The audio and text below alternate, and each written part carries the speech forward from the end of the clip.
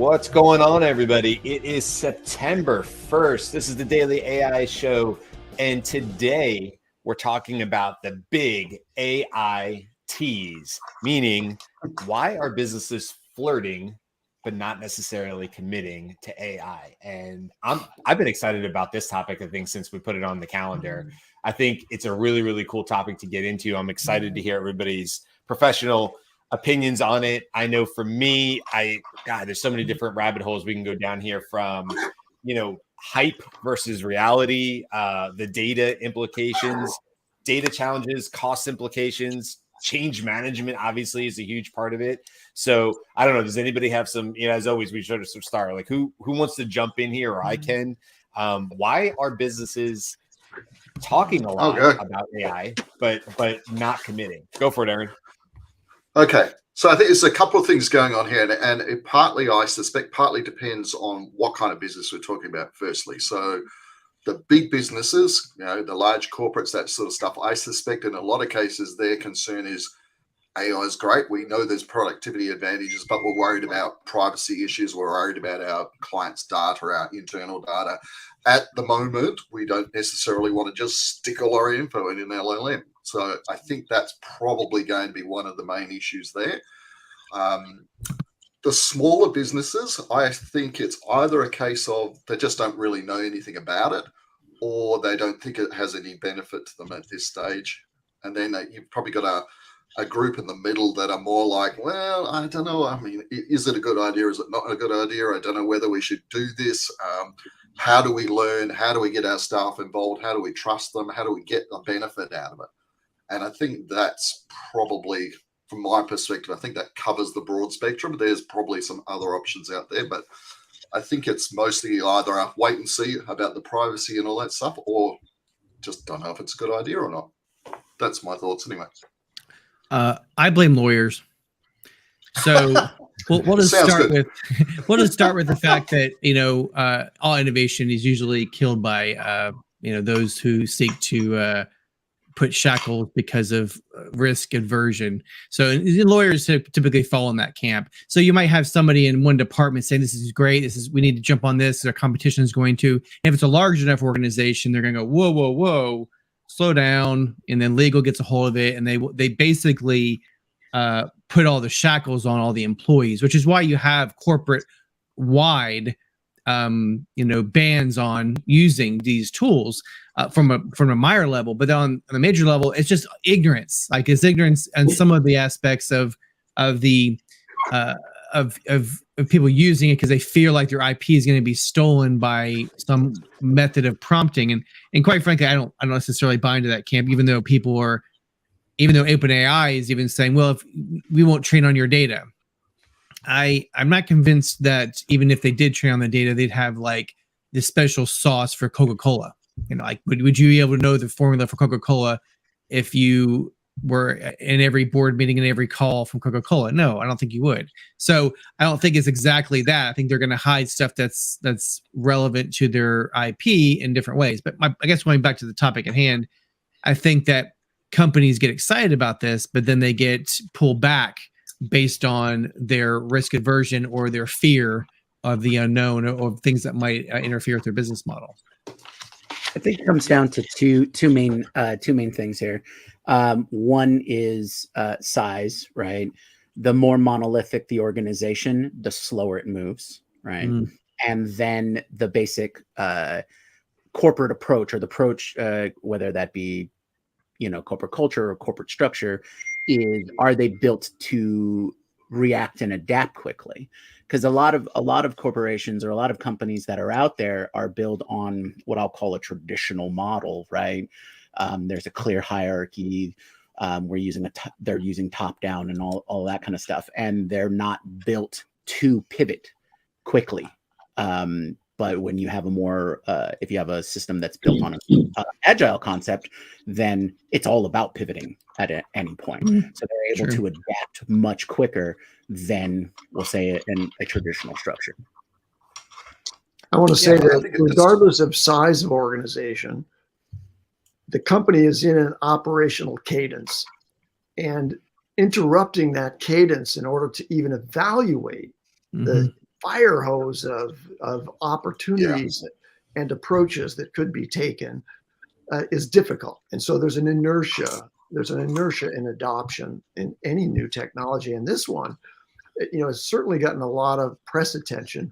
But ironically, like I logged into my formerly corporate position as chief operating officer email just to see who's approaching me now, through the sales channel of email. My email is out there everywhere in every sales-oriented database of things. And I was surprised that there aren't any AI offerings that are being made to me as a chief operating officer of a medium-sized company.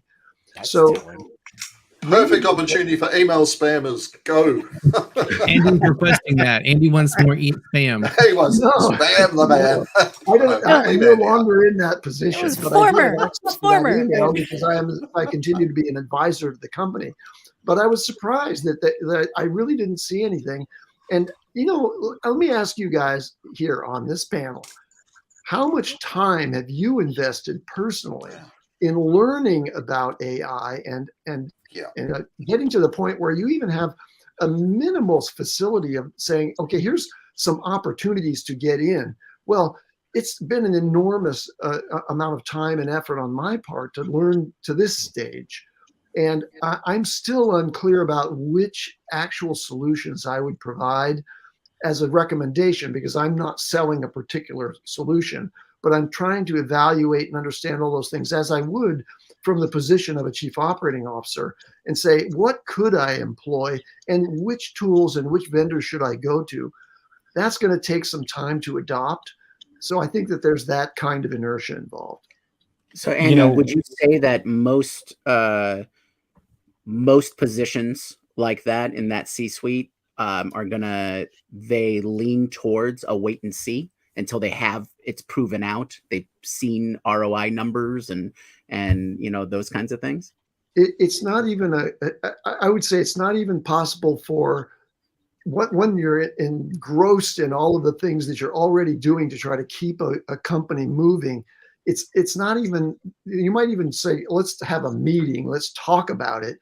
And hopefully you have a person in the organization who has the time available to go out and start to do some research. But, are they going to come back in a day? No, it's going to take that person before they're confident that they can make recommendations to the organization. It's going to take them months because of all the things that could be done.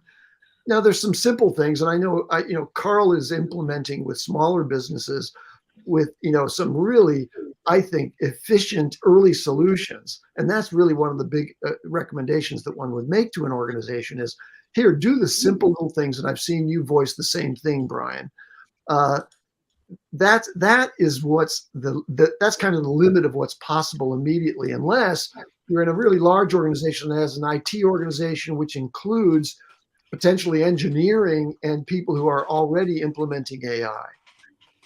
I like that idea, Andy. It's almost like you build your house with straw first. Yeah, it's not the best, but just build it with straw. And then you'll realize, you know what, we need to do wood. And then you'll feel like, well, maybe brick's the best one. So like, I think I love your kind of thinking in that a lot of these companies, they aren't, but they should be playing around with it. At least that's my contention, is that the ones that are pausing are actually going to get rolled over by smaller companies, even that are taking the risk and saying, you know what, this might not be what we use in 6 months, but it's what we're using for the next 3 months. And then we'll pivot again. And that right there shows me companies that are actually going to jump ahead. They're nimble, as I think Jimmy said, or that they have a culture of change. And that right there is is brilliant for companies. The ones that don't, maybe because, like you said, it's too big to turn the ship and there's too many variables. So I like the idea, Andy.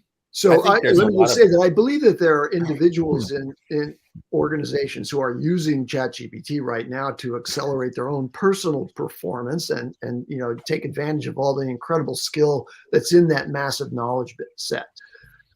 But operationalizing with simple automations and with interactive chat, conversational AI, those things take a lot more effort than just the familiarization that you gain from using ChatGPT yourself. Yeah, So I mean, one of the you're, things. you're, Go ahead, Brad. go ahead, Beth, and I'll talk after that. Yeah, I So got a lot of ideas in my head. Go ahead. One of the things that I think is needs to be a part of the conversation, and it's kind of like the undercurrent, is that AI isn't going to be a magic pill right away, right? I mean, it's like installing a new phone system, right? Like, that's cool. We're going to be able to do all these new things with a phone system. It's going to be able to answer calls for you. It's going to be an AI phone system, but it's very painful for a small period of time in order to do that. AI is that with no guarantee. Yeah, and I think, Andy, you made a good point that I didn't think about, which was even if they are interested, they've got to assign the resources and take the time to about it, and it could take months. You're right. I can't speak to any of the rest of you guys, but I spent months just playing and learning with ChatGPT and Midjourney alone. And you forget about that after a while, and you roll that out into a big corporation where they've got thousands of staff. Yeah, it's absolutely. I can now understand from that perspective how much it's like, oh, whoa, this is just, we need to go real slow on this. So over to you. So with all the businesses that we've done presentation and discovery calls to, the most common theme, and Andy, you're right, we're targeting more the non-tech, more small to medium-sized businesses, the ones that you would not think, things like manufacturing, metal contracting, woodworking, all these companies. And to what you were saying, Robert, they have the greatest potential to leap their competition just because of what it's like. The analogy where when I was in Peru, everyone there had a cell phone, and it's like they bypassed the entire like landline. They went straight to cell phone. So if we, that's the reason why we're targeting them. If they can bypass everything else and go right to AI, they have the greatest return on investment. But what we found was, though, when we went to these companies, the most common theme was there are maybe one or two people using. There wasn't a adoption like company wide, and yeah, they didn't really know, like outside of content creation, they didn't really know how to use it correctly, right? So even in those presidents and CEOs didn't. But when we showed them different uses beyond content creation, that's when like their minds were blown, and it's like, hey, we want to implement this. And it's like that's a huge part of it, right? It's like you have to, we in with Scaled, the company I work for, we keep saying crawl, walk, run, and I think we've said it on this podcast as well. And you're right, Carl. I mean, so I'll be up in New York, for instance, in later this month, since it's September, and I'll be with a client, and I'll be running AI workshops with sales teams up there.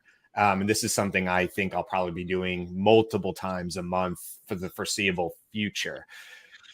Eventually, that will be virtual, but we're going to be doing it in person for a while, because we know as a company we have a lot to learn, and being in person is going to be a better experience overall, and we'll get the feedback loops going faster. But amazingly, my CEO, Jake Dunlap, put out a poll. He's got like 70,000 followers on LinkedIn. So when he puts out a poll, it actually does get some good feedback on it. Kind of like 2 years ago when everybody was doing polls. But what we found was 70% of your sales development representatives, your account executives in sales, are using ChatGPT. But the management has no method or manner to operationalize it, to put governance over it, to figure out how to make the best rise to the top. It's not that they don't, it's a fear of the unknown. It's the ignorance of not understanding. I don't mean that in a bad way, because to your point, Andy, how long has it taken most of us to get to where we are today? Hundreds and hundreds of hours since the beginning of the year. I think that's fair. And so that's why all these consulting agencies are standing up. And then, of course, from the COO standpoint, who do I trust? Who's just saying they're an AI specialist? Who's saying they're an expert? We keep seeing more and more of these titles show up. Who knows what? What do you know? What is AI? How big is that term? So there's a lot going on. And I'll just tell you from our experience on the sales side of it, that's exactly what we ran into. Knowing that companies can and will need customized, more or less with Carl, more what you're doing with chatbots and stuff like that. And knowing that that is the future, but knowing also that what we have to do today is show sales development representatives what a prompt library is, how to write posts that go beyond content creation. Because when you open the eyes, to your point, Carl, when you open the eyes to a sales department and go, hey, so-and-so, senior VP of sales, did you know that if you're struggling with an SDR and onboarding and on-ramping, which typically is a 90-day process across the board, that's to get them up to a point where maybe there's some ROI or they're actually connecting with clients and so on and so forth, making calls, that you can take challenges that we're doing, write this prompt, it will gamify it, turn it into a trivia question based off the information of your company, and they can go through and answer the questions. You can give them 4 choices, or ChatGPT will give you 4 choices. If I answer wrong in this SDR, it'll explain to me why I was wrong and what the better move would have been. And all of that can be trained in prior to. This all can be done inside of ChatGPT on the paid version of it using Code Interpreter. People don't realize that that is available to them. You know, and so that's like a lot of it. I think, Carl, what I hear you saying, what I at least would agree with, is the education has to come along with the product and the service, because people don't know what they don't know, and that's not their fault. That's, you know, it's our job to go out there and explain it to them along the way and show them the ROI. Well, that's a huge point with the launch of ChatGPT for Enterprise, because I guarantee you there's going to be a lot of enterprises that are going to buy this and apply it, implement it, but have no training provided, or minimal training provided. So you will get, there's going to be like 10, 20, hundreds of employees that may just use ChatGPT once or twice a week. And I'm like, that's not a good use of your $60, $70 per month. Like that. Well, okay. I won't push back necessarily, but I feel like there's a canyon that we're not talking about. So there's the ChatGPT interface, which Brian gave a great example of Code Interpreter, but that's one instance, that's one individual. You can't systematize that and do it at scale unless you teach everyone to do exactly that, and then it's not really efficient. So what we're seeing is this chat interface, ChatGPT, Claude 2, whatever, Bard. Then you have over here the fully, coded or no code automated scenario that does what Brian just said at scale. Where we're having a problem is companies can't bridge that gap. They can't jump from one to the other. So where we can, Carl, go into organization and do a training module and say, and everybody using ChatGPT and everything they do for the next week or whatever, bring it to every conversation, bring it to every problem and task and workflow you have, and just see what you can do with it. And you're basically getting those employees, you train them to do so or whatever, but you're getting those employees to think about it. Then you're going to find some shining stars that will cream to the top and be like, you know what? I did some more research and I did some more on my own, kind of like every one of us in this room did, right? Every one of us back last year was like, this is interesting. I'm gonna dive into this off my hours, like when I'm not being paid, or during my weekends, like Brian does on a regular basis. I'm sure his wife loves him. So I think that the problem is that we don't identify that as the first path. You get those people, you find those really shining stars, and that person is going to be the one that, what we should do? We should do this little blah, blah, blah, blah, blah, and then you're over here. I think that's where the gap is really needing some AI ops people, is really needing some good consulting companies that are not Deloitte. Deloitte's going to, charge hundreds of thousands of dollars for Coca-Cola and blah, blah, blah. But what we're missing is the one that can bridge the gap. And that's where we're going to find true scale. So here's what I would recommend. Knowing what I know now, I would say, first, take a quarter long perspective on this thing. And so with the upcoming fourth quarter, put into everyone's OKRs one project or one task that is going to inform their department about what the possibilities are. And so they're going to do some self-education and or turn to resources that you provide overall from the top down, that including potentially a consultant, as you suggest, but make it an objective of the organization to start to examine what's possible without any intention of just pulling the trigger and doing something right away. But if you were going to, be strategic about it and get going with something, I think one of the biggest wins that you can, the early wins that you can get is, like from a COO's perspective, you've got all these different business processes in the organization, and we routinely go to the effort of trying to document those and try to create SOPs, standard operating procedures, and document that so that anybody who comes along into a position knows what the reference resource is and they can do it. But where is it? It's in a Google Doc somewhere. And, I don't have time for that. I've got too much to work with. But if you implemented that in the Carl Ye method, which is put it in Slack, right? Make the chat bot internally focused on your internal documentation and start to update that. This is a major objective. Like, let's consolidate all of our internal information and documentation and make it accessible through a conversational LLM. That changes the game in terms of search and retrieval and self, education on corporate information. So you have these two areas where conversational chatbots can be implemented. One is internal facing, and the other one is probably in customer support, right? So customer support, but that's going to be like if you're using Zendesk, Zendesk's going to, turn on an available chat bot for you to look at the FAQs that you've already put into Zendesk. And it's going to work that way if you're already using one of the major customer support operational software as a service. Yeah, you made me think of it, Andy. Like you made me think of this. I should have a banner. We have a pushback banner. I need to have a "Here comes a firefighter" story because it'll happen a lot on the show. And you guys get like a rolling eyes emoji or something. Like, oh, he's going to talk about firefighting. But no, for anybody that listened to the show, I was a firefighter for 8 years, and it's funny, Andy. What you made me think of is the single. I will tell you the single worst thing you could be called thank you that you could be called as a firefighter was Lance.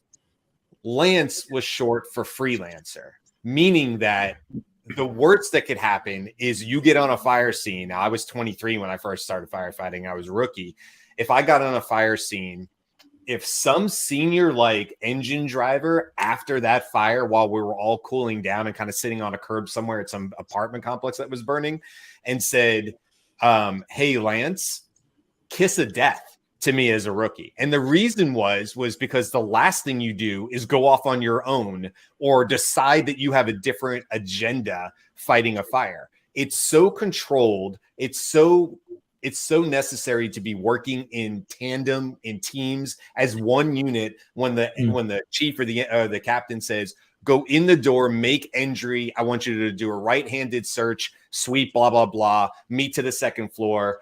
Ladder will be on the roof, cutting a vent hole, right? Whatever the case is, they want you to do. And that's it. You don't think anything else. And military is very precision like that because these rules need to be followed. These SOPs need to be followed to an exact amount. And what I find in the corporate side is, to your point, what I heard, Andy, is that oftentimes these companies don't drill down far enough into what specifically do we want this outcome to be.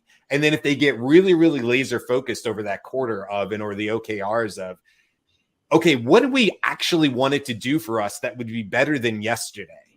And then if you start to really break down all the way down to those little chewable pieces, I think that's where businesses can start to have a lot of value. And that's also the deal. Like people, Carl, you've talked about it. The expectations are a little out of line with what sometimes AI can do at this time. But if you get down to these smaller pieces, I do believe most companies could find really fast, really easy wins, but they're going to move the needle this much. And then over time, you can build on that success. But if you're just going to say, oh, I would like it to fix my call tree or my decision tree for the new phone system, or I want to go from being AAA automotive in the yellow pages because it puts me at the top. AAA puts me alphabetically on the first page, and there's a reason for that. And now I have to have a website. Yeah, I agree with you guys. How do you make that quantum leap, over to it? So anyway, that's where my brain went with it, is like, it's more common to be these freelancers because you don't have the top down, management saying, that's the last thing we want you to do. We want to have this cohesive strategy moving forward. Right. Beth? Go Beth. So I'm gonna come at this from a slightly different direction, because So not a that's really firefighter. part of the Just kidding. Just clarify. theater major. Here we go. It's a best bet. Like, if you've been watching for long enough, you know I come from an improvisational angle. But in this context, I think where the top down needs to be is with an amnesty or a permission, right? So that the company can have a company-wide discussion, and that's one of the things that I do as a consultant or facilitator, is to facilitate these large-scale kind of change conversations, so that you can bubble up what is happening and what your people think could happen. Right. So amnesty. Yep. I'm already using it. You said I couldn't. I'm on my phone at right. Like, or whatever that is. And then you have an opportunity to evaluate and analyze what's working about that. Where do we want to put some guardrails? Where do we not want to put some guardrails? That I think when your top down is saying, yes, we want to know, then you can implement where there's already fertile ground. Yeah, right? but don't forget there's the bottom up as well. So where you're going to have permission from the top down, you're going to have pushback from the bottom up, because you're like, wait, what is this going to do to my job? Basically, this tool can do what I can do. And so you actually have to have a culture of, this is where kind of HR gets in there. Is like, let's train you. Don't worry, your job's fine. Kind of get that piece done, because that's at least our approach at WSI. But that's I want a top-down decision too, right? Like, yeah, because, well, it's both. Yeah, so top down to make the decision to help the bottom up, right? Yeah, right, to give the reassurance. Right, exactly. And the training and the knowledge base, and also to identify aptitude and attitudes of AI adoption from the soldiers. But one thing I do want to bring back to Andy's point, I forgot to mention when he was talking, is the idea that workflows. Like, I was listening to a podcast, those two Australian guys, they're brilliant, by the way, you should listen to them. Great conversation. They're two brothers, and they did so good together. But one of the things they brought up is like, this is great, this new tool, every week it's a new tool. It's like, this is great, but I don't have time to see how it can make it work in my workflow. There's 10 others that could probably do the exact same thing. I don't have time to test which one will work best, because right now I'm sticking with what I already know works. And so do I have time to do an extra 10% increase in productivity, or 20 or 50, but it's going to take me a week to figure out how to implement it? And that's where we're back to the topic of today, AITs. That's kind of harsh. I get it. It was a clickbait, but the point is that we're companies are not disingenuous. They're like, we don't really have the capabilities to integrate this. This is too hard for us to stop what we're doing, affect our basic productivity, because we have to teach it to our people, and we don't have enough experts on the outside to bring in, because they're still figuring out which tools they should pitch to us as consultants. It's a minefield. Also, it's kind of almost what's it called, eye of the storm, or it's like a time that you're waiting. It's like we're not quite sure. That's why it's not quite moving as fast in adoption, is because of these barriers.